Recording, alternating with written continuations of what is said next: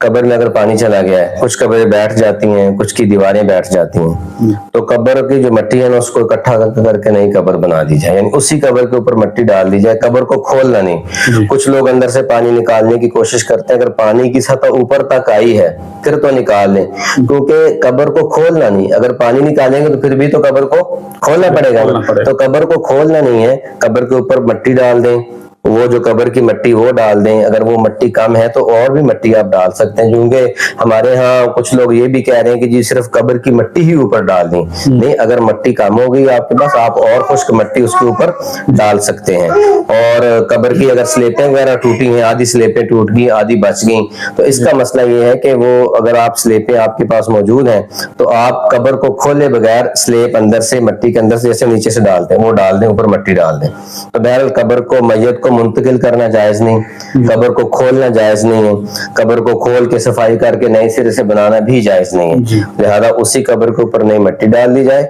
اور قبر کو دوبارہ سے بنا دیا جائے، اور اس بات کا خیال رکھا جائے قبر کو زیادہ اونچا نہ بنایا جائے، سائڈوں پہ آپ اگر پکی اینٹیں لگانا چاہیں درمیان